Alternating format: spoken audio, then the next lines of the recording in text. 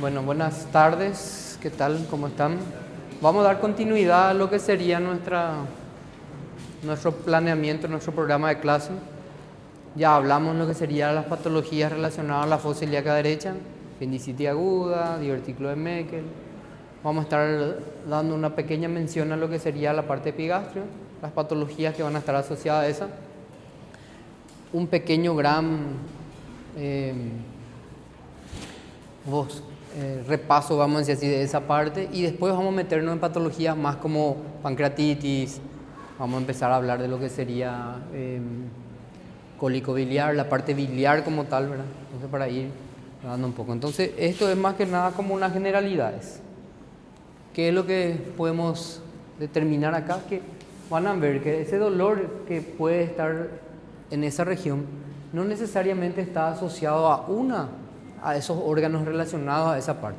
Siempre yo les mencioné que, por ejemplo, podemos tener problemas relacionados a la pared en sí, al estómago, al duodeno, al páncreas, al esófago en esa región, toda esa parte, y también tener procesos que se encuentran en forma patológicamente a distancia, que era la característica de esa epigastralgia de Robert que dice ahí, ¿verdad? El cuadro apendicular. Empieza con un dolor de la cronología de Murphy, un dolor en región epigastrio que posteriormente migra en fosa ilíaca derecha. Entonces, de que haya un dolor en fosa ilíaca derecha en epigastrio no necesariamente quiere decir que la patología esté asentada en esa parte. Podemos tener problemas relacionados a la parte ginecológica. Muchas veces enfermedades ginecológicas, enfermedades pélvicas, inflamatorias, anexitis y demás cosas suelen generar un dolor, una molestia. ¿Por qué? Porque, como le estaba diciendo, el epigastrio prácticamente es la central telefónica donde llegan todas las informaciones por el plexo solar. Entonces de ahí se vuelve a redistribuir las regiones justamente para el tema del dolor. Como le dije, nace como una central telefónica. Entonces también podemos tener patologías, dolores en epigastrio que van a estar relacionados a problemas torácicos. Un infarto del mesenterio, un infarto agudo del miocardio, una pleuritis, una neumonía basal, ¿verdad? Suele cursar muchas veces con dolor en epigastrio.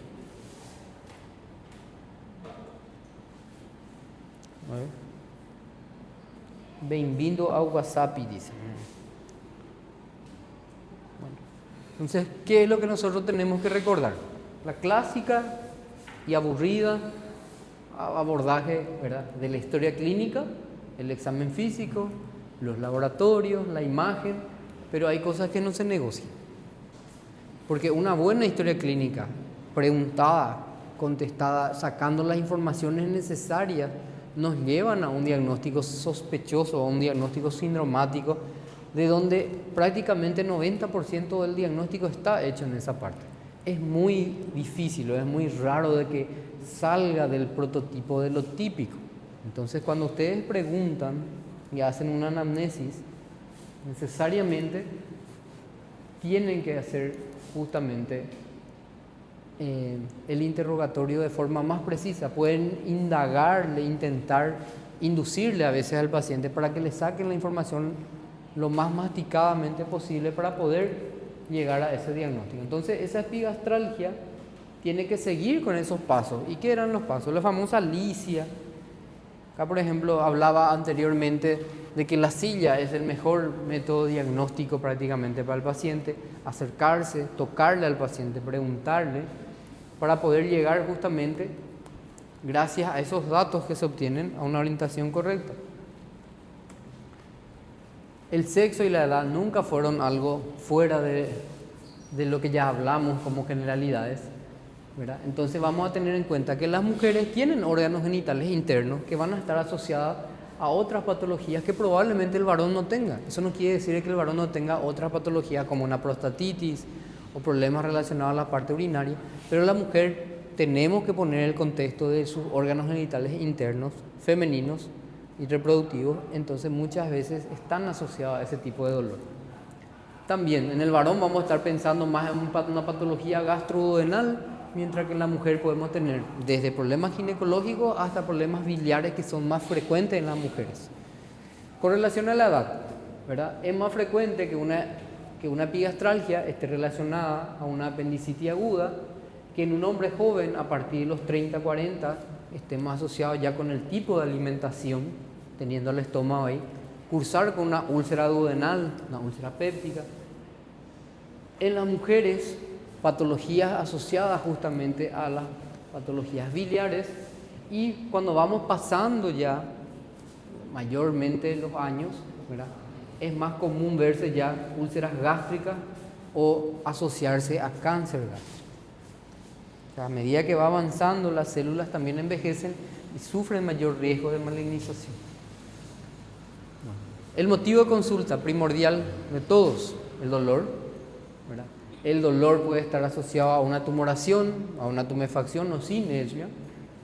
Puede estar asociado de otros síntomas cardinales como vómitos que pueden ser de forma alimentaria, vómitos que pueden ser en forma de pozos de café, como hematemesis, vómitos que pueden ser en forma porráceas o fecaloideas, vómitos podemos tener deposiciones asociar con problemas gastrointestinales como melena, rectorragia, hematoquesia, donde vamos a encontrar sangrados asociados al tubo digestivo.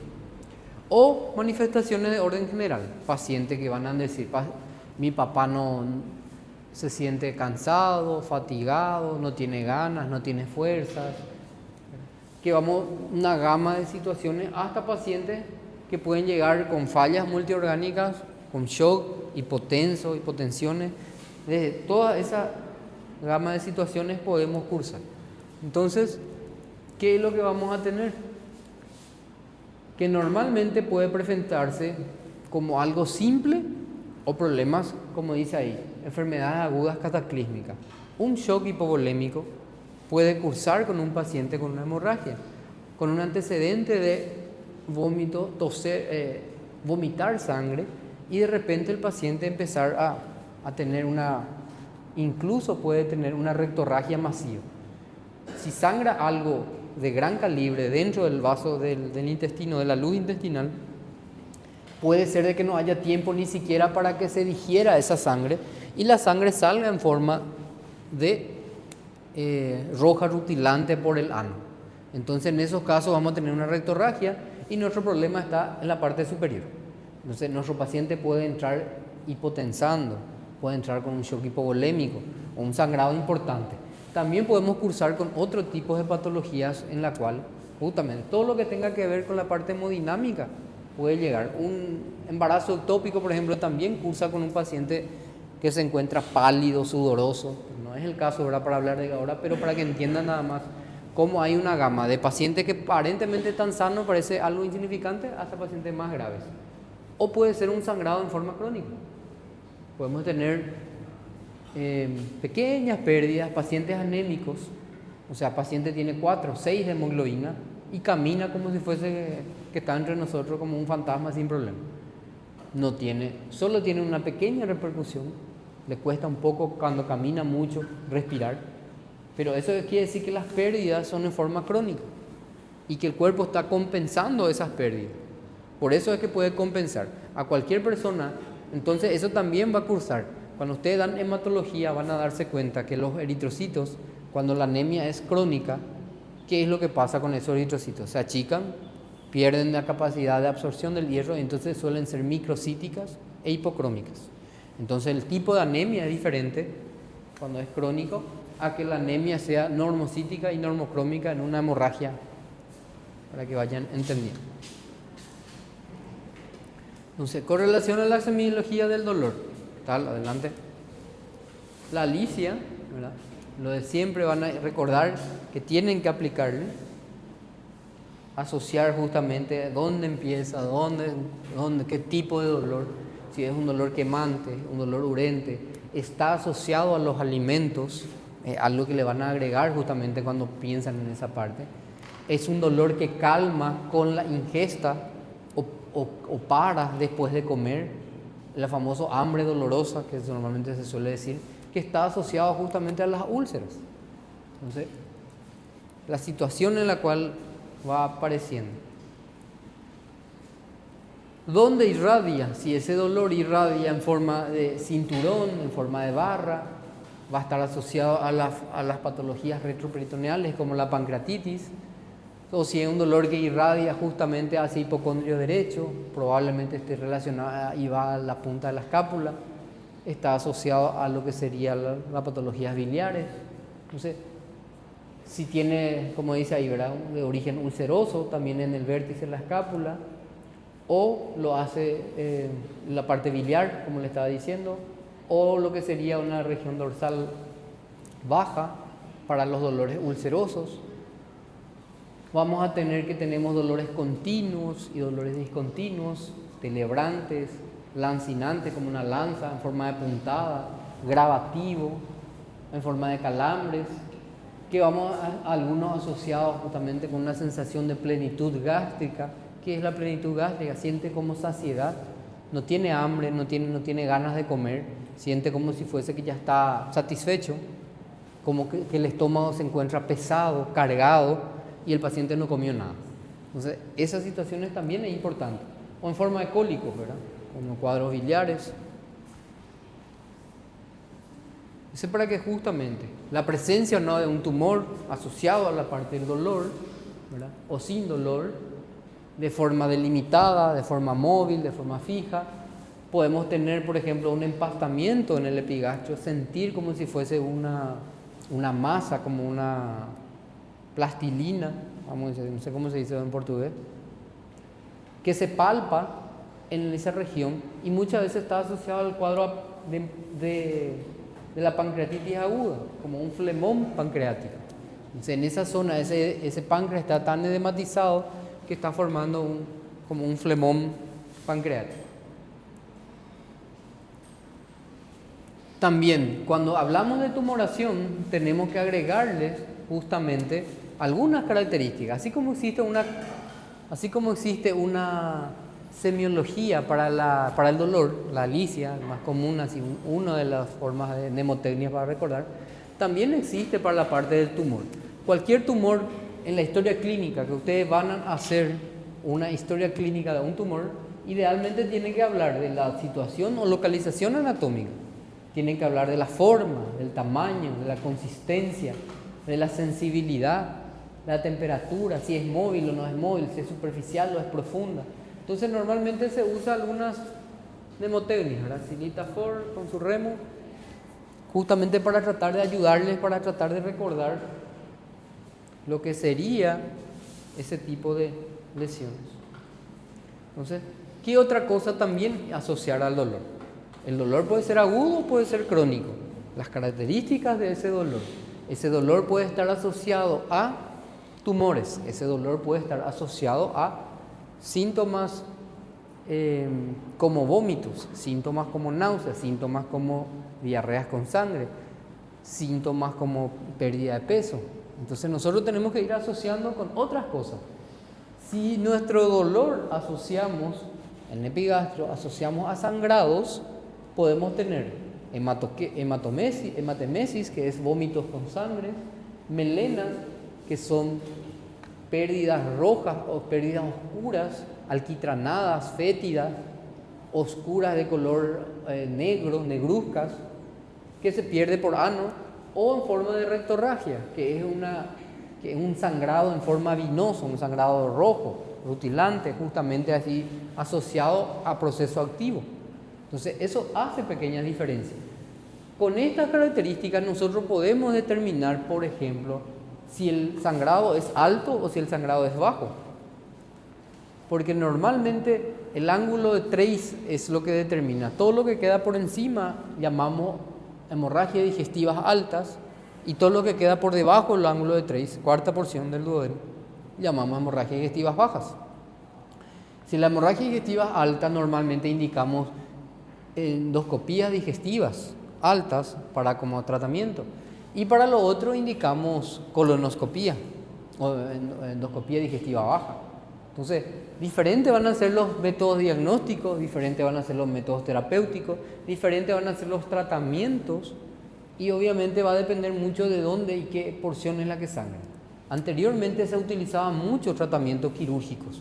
Cuando las úlceras no tenían un tratamiento médico como tal, no existía el omeprazol, no existía el lansoprazol, no existían las otras cosas, ¿Qué es lo que quedaba? Sangraba el paciente y no había otra que entrar, abrir y empezar a buscar en qué parte mismo estaba sangrando, darle punto, resecar esa parte y hacer anastomosis. O sea, imagínense ustedes que por alguien que tenga una úlcera por estrés y demás cosas empiecen a sangrar y tengamos que entrar a operarle justamente para empezar a buscar 7 metros de intestino donde mismo está sangrando. Hay situaciones en las cuales actualmente seguimos pasando por esas etapas cuando fracasan los tratamientos médicos. Lo otro que va a estar relacionado también al dolor en el epigastrio van a ser alteraciones de los hábitos normales. Podemos asociar a cuadros obstructivos como detención de heces y gases, podemos tener deposiciones líquidas en pequeña cantidad asociadas con pujos o tenejos rectales, ¿verdad? Los pujos, sensación como que el paciente no va todo de cuerpo, siente como que le faltó irse más, pero ya no hay nada que echar. Entonces nosotros podemos asociar ese tipo de situaciones.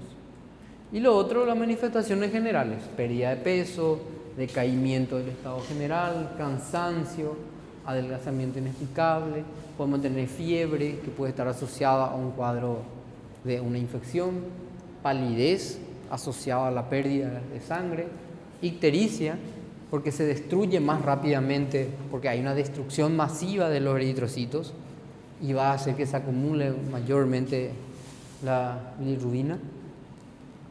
Entonces nosotros evaluamos lo que el paciente nos dice, asociar con el examen físico. Nos cuenta una historia, vamos a corroborar que esa historia sea realmente real o no. Y ahí nosotros tenemos que recordar todas las 9 regiones del abdomen, qué tipo de movimiento respiratorio, existe antecedentes quirúrgicos o no.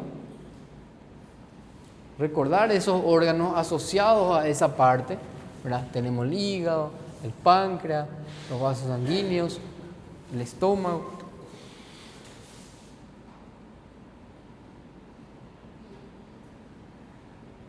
Podemos tener sangrados justamente asociados a eso. A la inspección podemos encontrar situaciones como estas, ¿verdad? Son cosas que cada vez más, gracias a Dios, están en los libros y ya no se ven más, ¿verdad? Que es justamente un signo de Cullen, el signo de Grey-Turner, ¿verdad? Justamente periumbilical, los flancos. Esto está asociado a pancreatitis graves fulminantes de tipo hemorrágicas, por la cual la necrosis viaja justamente por el ligamento falciforme, llega a esa parte y se visualiza. Entonces, son signos ominosos, pacientes prácticamente ya no presentan ese tipo de lesiones, ¿verdad? Y no recordar, no olvidar, ¿verdad? Lo que diría, palpar, en la hora de palpar, la mano fría no, lo que se pierde en fuerza, lo que se gana en fuerza se pierde en sensibilidad, paciente relajado en la hora de palpar, las percusiones, recordar las sonoridades, la matidez, recordar que existe una área que es relacionada a que hay un cierto aire dentro del estómago, que es el fundus gástrico, ¿no? Y que podemos tener desaparición de la matidez hepática asociada justamente dentro de las primeras 6 horas por una perforación gástrica, el signo de Joubert, asociado a un neumoperitoneo, una perforación de una víscera hueca. Si nosotros sospechamos, paciente tenía úlcera, paciente conocido con úlcera péptica o úlcera gastroduodenal, no sé, estaba muy estresado y acabó de rendir semiología quirúrgica, no le fue tan bien, se tomó 5 aspirinas, ¿qué pasa con ese estómago? Está estresado porque Uchimi no ganó, o sea, hay un dolor, hay un nerviosismo, hay un estrés, podemos terminar cursando con una perforación de una víscera hueca. Entonces uno puede terminar encontrando justamente estas situaciones. Y como dice acá, en menos de 6 horas podemos tener un abdomen en tabla. Entonces vamos a diferenciar justamente de un cuadro apendicular porque vamos a poder clínicamente relacionar la historia de lo que nos cuenta el paciente. Auscultación.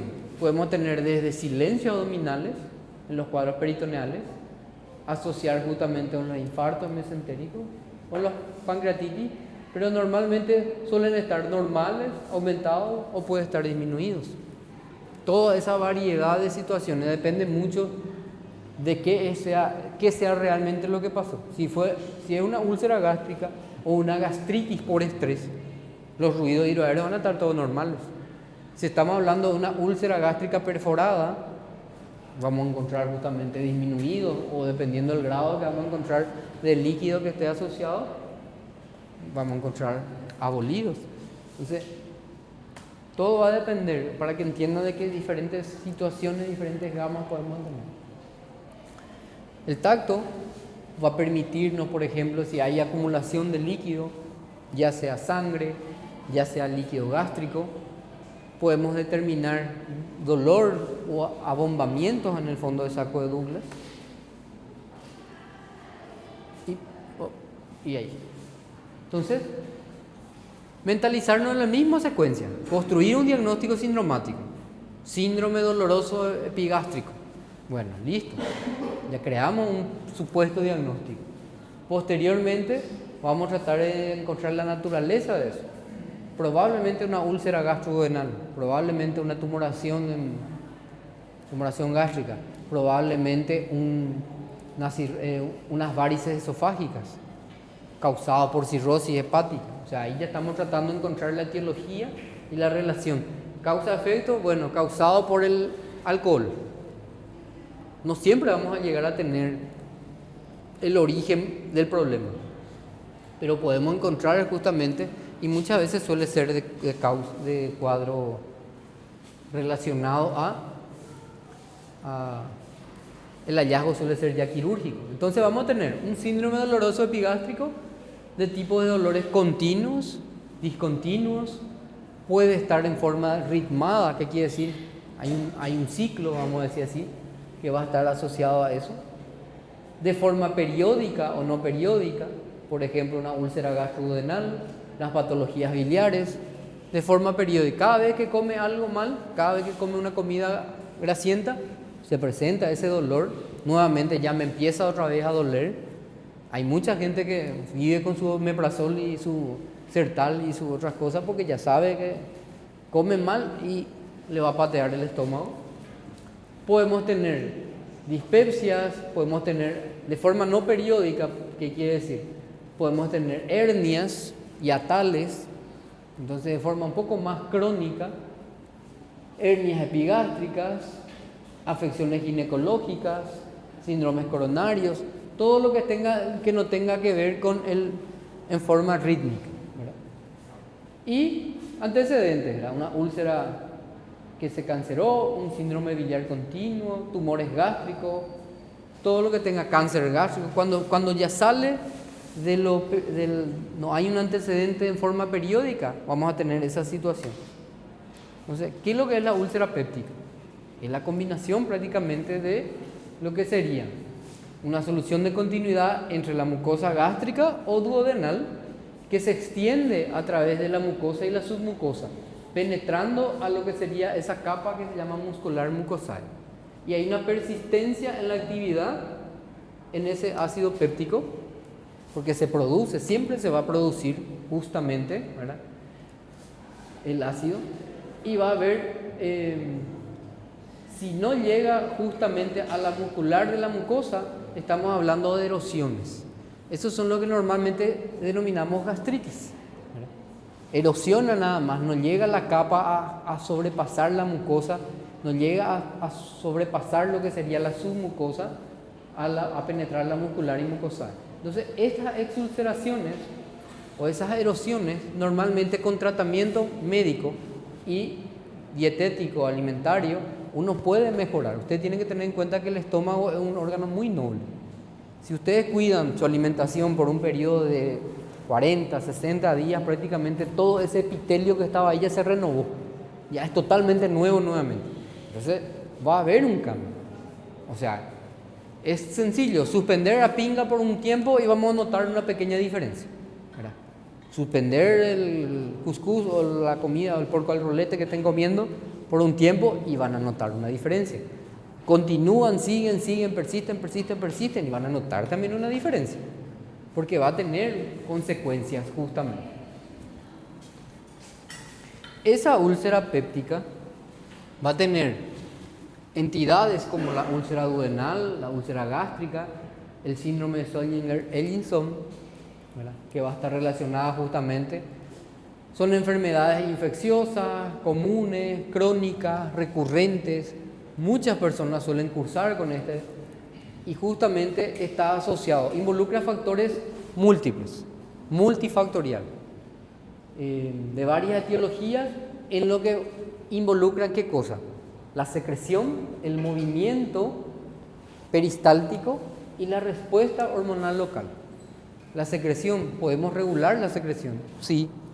Existen inhibidores de bomba de protones como los omeprazoles, lansoprazol, pantoprazol, esomeprazol. ¿Qué es lo que hace? Trata de disminuir la cantidad gástrica del jugo gástrico, de la acidez, justamente neutralizar para que le dé tiempo de recuperación. ¿Por qué? Porque muchas veces se libera ese jugo gástrico sin ninguna necesidad, no había ningún alimento ahí para poder. Entonces, ¿y por qué pasó eso? Y porque estaba estresado. Su nivel de cortisol hizo que se eleve y hace que se libere más. Entonces va cambiando justamente y ahí se forman las úlceras por estrés. El movimiento peristáltico, cuanto más se mueva el intestino, mejor. Va a haber un movimiento para poder liberar ese jugo y que no se quede tanto tiempo en reposo, ¿verdad? Cuanto más se queda un ácido dentro de esa luz intestinal, mayor es la exposición y el daño que pueda sufrir. Y la respuesta hormonal local. Ustedes tienen que tener en cuenta que cuando hay factores proinflamatorios, también existen factores antiinflamatorios. Y el equilibrio entre lo proinflamatorio y lo antiinflamatorio es lo que permite justamente el equilibrio, la homeostasis, la homeostasis del medio interno. Ustedes tienen que tener en cuenta, porque si vamos a irnos por la lógica, el ácido es malo, no es tampoco malo, porque ¿cómo se va a derretir el alimento si es que no hay producción de ácido? Se necesita del ácido. No es sano, no es saludable también consumir diariamente y periódicamente, porque sí, un omeprazol. ¿Y cuál es la indicación? Y me dijeron que tengo que tomar y me gusta y tomo. No, o estás interviniendo en ese contexto, en ese microambiente. También tenemos problemas infecciosos, o sea, como todos lados, siempre hay alguna bacteria, algún virus creando problemas. Y la bacteria esencial acá prácticamente es el Helicobacter pylori. Tenemos otra cepa, otra familia, pero la pylori es la estrella esta. Como podemos ver, son bacilos gram negativos en formas de coma, como pueden ver ahí. No esporulados. Producción elevada de ureasa, porque eso es interesante, porque muchas veces existen pruebas para poder detectar el Helicobacter pylori en forma de aliento. Entonces existen hasta pruebas de aliento para poder saber el nivel de la presencia o no de esta bacteria. La forma más fidedigna de determinar la presencia o no es por una biopsia, por endoscopía, tomar una muestra del tejido de la mucosa y visualizar si existe o no existe Helicobacter pylori. Y tiene un tratamiento de erradicación bastante agresivo, de 14 a 21 días de tratamiento de macrólidos asociados a derivados de la amoxicilina y protectores de la bomba de protón. Entonces tenemos tenemos una combinación que golpea bastante también el estómago para poder erradicar, y es bastante resistente, ¿verdad? Agentes etiológicos de úlceras, gastritis. ¿Y por qué es interesante? Porque al final, a la larga, esta bacteria genera algo que se llama una gastritis atrófica, atrofia ese intestino y posteriormente se vuelve una etapa, un precursor para lo que sería el cáncer gástrico. ¿Y qué tipo de cáncer gástrico? Principalmente el adenocarcinoma. Hay una metaplasia escamosa, o sea, una transformación de ese intestino de adeno a glandular a metaplásico. Origen, como pueden ver, prácticamente el Helicobacter pylori causa ambas patologías: úlceras duodenales, úlceras gástricas, en un 95% la duodenal prácticamente causada por la pílori, entre 70 y 80% de la gástrica, y también están los AINES, por ejemplo, interviniendo.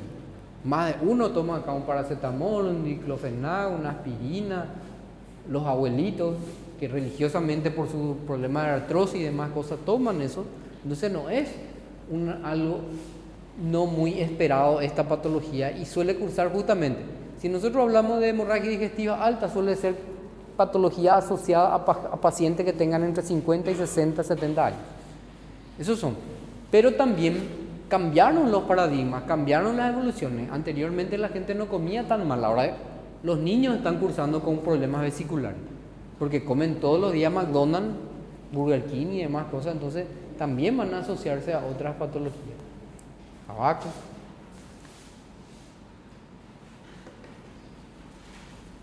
Bueno, ¿qué vamos a tener?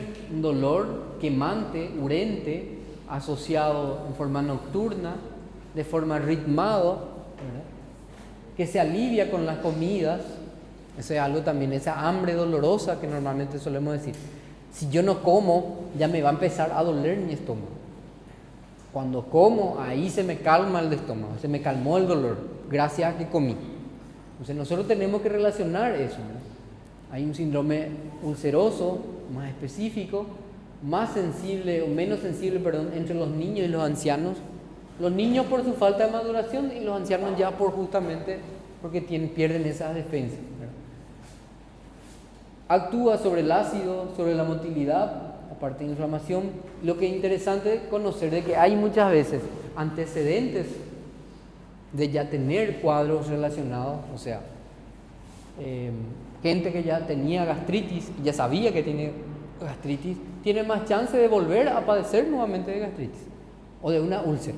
Entonces es importante conocer eso, historias familiares, madre, hijo, hermanos, patologías asociadas, alivio no con antiácido, comida y el uso de AINES. Esas son las cosas que usted tiene que preguntarle al paciente, porque si el paciente no les cuenta y si usted no les pregunta, el paciente tampoco le va a informar de que es consumidor crónico de ese tipo de medicamentos.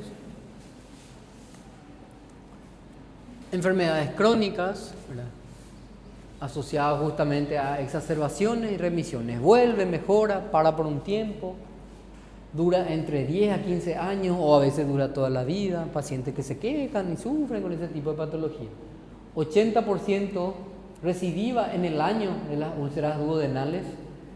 Es mucho menos ya para las gástricas, por el que le dije, epitelio se renueva más. Y suelen complicarse con ¿qué cosas?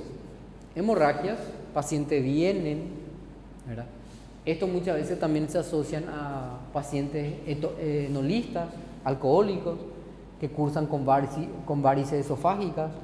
Entonces, en algún momento eso va orando, va erosionando y va cursando con sangrados. Podemos tener penetrancia, o sea, puede perforar, atravesar justamente hacia la región posterior. Cuando una úlcera es en la cara anterior, suele cursar con sintomatología bien florida. ¿Qué quiere decir? Si se perfora la cara anterior del estómago, ¿dónde se derrama el contenido intestinal? En la cavidad. Es más fácil que irrite, genera esa abdomen en tabla. En cambio, cuando se da en la cara posterior, es la zona donde llamamos la trascavidad de los epiplones. Ahí está asociado justamente el páncreas, en esa zona está hay varios recesos justamente donde puede enmascarar el retroperitoneo y cubrir, bloquear prácticamente y disimular otras patologías. Podemos cursar con estenosis, justamente cuando se va a estenosar el píloro. Infección persistente del Helicobacter pylori, va a también tener en cuenta si sigue consumiendo el tema de sus AINES. Y como método de diagnóstico, ¿qué es lo que viene? Gracias a Dios, actualmente la endoscopía digestiva alta es el gold estándar. Entonces, como diagnóstico y como tratamiento. Nosotros encontramos una úlcera y evidentemente esa úlcera debería de ser biopsiada al borde de la úlcera, porque podemos estar frente al asiento de que no sea una simple úlcera, sino que ya sea una etapa avanzada o una etapa inicial de algún cáncer esofágico, duodenal, gástrico. Entonces, lo que vemos, ¿verdad? Es más sensible, es más específico, permite biopsia, permite el estudio H. pylori, existen menos falsos negativos que los estudios radiológicos que anteriormente se utilizaban. Nosotros encontramos lesiones como esto y ya podemos tomar biopsias, justamente, metaplasias escamosas. Y cuando la lesión no se puede solucionar por endoscopía, o cuando ya se complica como una hemorragia en la cara posterior que no se controla por las endoscopías, se perfora la úlcera o penetra el páncreas o hacia el hígado, genera un cuadro obstructivo, hay úlceras refractarias justamente o persistencia de pylori o malignización, es donde normalmente nosotros vamos a tener que recurrir a la parte quirúrgica. Entonces, si nosotros tenemos una sospecha de un sangrado por una úlcera péptica, inicialmente, ¿qué es lo que hacemos? Iniciamos un tratamiento con inhibidores de la bomba de protón. El omeprazol, en infusión intravenosa, como una bomba de omeprazol, 80 miligramos, dice, prácticamente, ¿verdad? A veces hacemos 4, incluso en los casos más graves. Juntamos así 2 frascos, ponemos mandamos en bolo para poder justamente calmar y posteriormente, como dice acá, infusiones continuas. Mezclamos dentro de un suero y dejamos un goteo lento para que vaya justamente. Porque normalmente, ¿cómo se indica esto? Se indica una dosis y termina, ¿verdad? Pero acá estamos enviando en forma endovenosa y posteriormente hacemos un goteo continuo nuevamente, porque estamos frente a un sangrado. Cuando el sangrado ya mejora, cesa. Esto es parte del tratamiento de lo que sería una paciente con una hemorragia digestiva. Viene un paciente a la urgencia con antecedentes de melena, con antecedentes de rectorragia, con antecedentes de hematoquesia y también de hematemesis. Nosotros lo que hacemos es una resucitación hídrica. Tratamos de sacarle del estado del shock que pudo estar, lo inestable, volverlo estable, y le agregamos ¿qué cosa? Inhibidores de la bomba de protón. A veces le agregamos hemostáticos como el Mercilov, etamcilato, ácido tranexámicos, para tratar de parar el sangrado. Pero ¿cómo nosotros sabemos dónde está sangrando? Y no tenemos forma hasta hacer una endoscopía. Por eso es importante saber si fue hemorragia digestiva alta o hemorragia digestiva baja, para hacerle una colono o hacerle una endoscopía. ¿Y qué es lo que nos va a aportar la endoscopía? Si estamos pensando en sangrado, existe una clasificación que se llama Forrest. El Forrest lo que permite es evaluar el riesgo de resangrado que pueda llegar a tener nuevamente esa lesión. Nosotros podemos tener una lesión con un sangrado activo, arterial o venoso. Podemos llegar a tener coágulos que ya se están adhiriendo, o en forma de fibrina que ya se están reabsorbiendo y hay un vestigio de que sangró también. Entonces, todas esas situaciones van a permitir llegar a un tratamiento, justamente. Como pueden ver ahí, el Forrest 1, una terapia endoscópica, vemos que está sangrando. ¿Qué es lo que hace el endoscopista? Le hace una inyección de adrenalina para parar, obliterar ese sangrado. Le hace una ligadura de los vasos con una liga, con una goma prácticamente liga esa parte, o quema para parar ese sangrado. Continúa con su inhibidor de bomba de protón en forma endovenosa y metemos de terapia porque está sangrando el paciente. Ya los Forrest 2 normalmente ya va y justamente se suspende, ¿verdad? Cuando ya tiene a partir del 3. ¿Por qué? Porque ya estamos con un sangrado controlado. ¿Y qué es lo que vamos a tener? En estos dos casos, si vuelve a repetir el sangrado, se vuelve a reintervenir con una endoscopía. Y si por alguna razón una segunda endoscopía no vuelve a ser eficaz, tienen que pasar a lo quirúrgico. Entonces, como pueden ver, la cirugía fue prácticamente ligeramente desplazada gracias a los inhibidores de la bomba de protón y gracias a la endoscopía. Entonces, eso nos facilitó un poco más la vida. O si no, todo el mundo que sangraba entraba a quirófano. Imagínense usted, como le digo, ¿dónde está el sangrado? Y muchas veces tenía que estar buscando. A veces nos llegan estas situaciones, ¿verdad? Pero en estos casos, vos ya tenés una endoscopía previa, vos ya sabés dónde está sangrando, si es que lo que está sangrando. Entonces, en vez de ir a buscar todo el intestino, yo ya me voy a buscar el duodeno, o yo me voy a buscar el estómago, porque yo ya sé que ahí hay una úlcera en el fondo, arriba, en la curvatura mayor, en la curvatura menor, y voy a plantear mi cirugía de acuerdo a eso. Como le estaba diciendo, ¿verdad? Úlceras que penetran en la pared posterior, simulan cuadro de pancreatitis, dolor de espalda, dolor de hombro, está contenida en el retroperitoneo, genera una retroperitonitis, a veces hay presencia de aire, ¿verdad? Retroperitoneal, un poco más raro de ver, pero lo habitual, ¿qué es? Lo habitual es esto, el famoso signo de Poupart, percutir, signo de Jover. ¿Qué es esto? Neumoperitoneo. ¿Por qué esta forma, este neumoperitoneo? Perforación de víscera hueca. ¿Qué víscera? Probablemente el estómago. Entonces, para que vayan, un síndrome perforado, ¿verdad? Neumoperitoneo, ahí justamente como pueden ver, la perforación,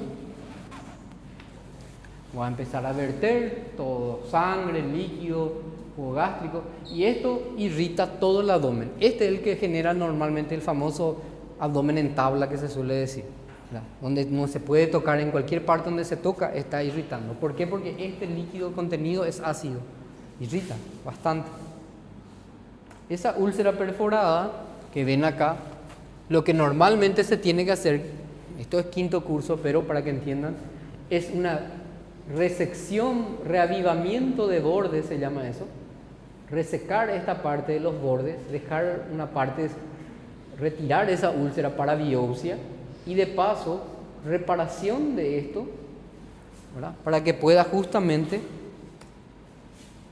hacer una reparación, un cierre, y normalmente el epiplom muchas veces se coloca y se adhiere y se sutura a esa porción, y esto se llama parche de Graham, para que entiendan más o menos lo que se hace. Como también puede hacerse desde una exclusión duodenal hasta cirugías digestivas, ¿verdad? Dependiendo a lo que encuentre. El Billrod 2, el Billrod 1, la cirugía de Rux, y es lo que querían ver, ¿verdad?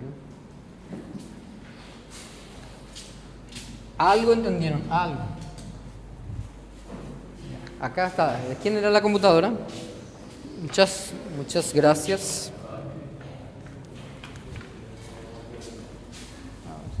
Ya creo que ya. Muchas gracias. Gracias totales.